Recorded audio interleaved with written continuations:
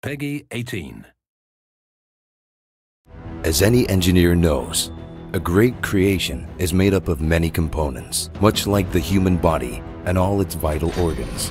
The Dead Space series relies on many elements to make Isaac Clarke's journey a compelling one. And if the story is the brains, and the gameplay its limbs, then the art direction must be at its heart.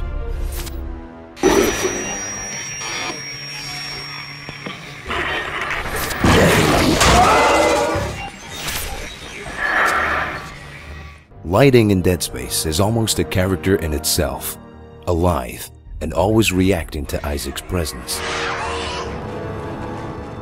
Lights can direct player focus to specific objects or locations, give some small comfort in the dark, offer tactical assistance, or even provide tension through their utter unreliability. The lighting is always changing, either fading, flashing, or changing color, creating an air of instability and tension. To match the shattered scenery of Ishimura and the sprawl, most lights seem dingy, yellowed, and decayed. Rather than the bright reds and blues we've come to expect from sci-fi stories, Isaac's path is lit with aged yellows and whites, as though these space stations have been lost in time. The technology used by Isaac and the other characters also seems old and broken down, as if it could short-circuit at any moment.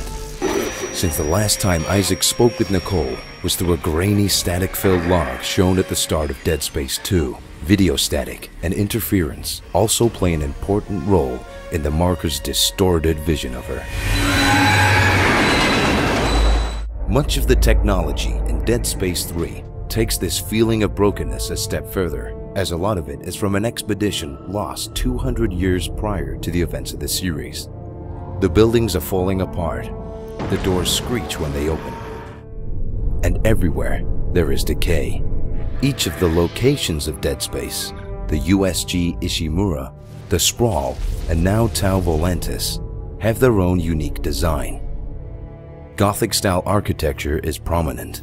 Buildings feature protruding ribs, long wandering corridors, and vast underbellies, mimicking human body structure in their appearance.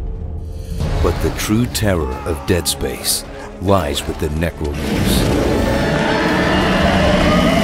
These hideous, twisted visions of humanity exist only to kill, and yet the tiniest glimmer of the people they once were still exists in their clothes and corrupted faces.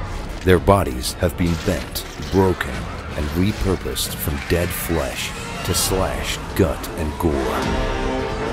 From the hulking brutes to the nightmarish lurkers, each and every necromorph has been designed to terrify and horrify as they haunt dark spaces in search of victims.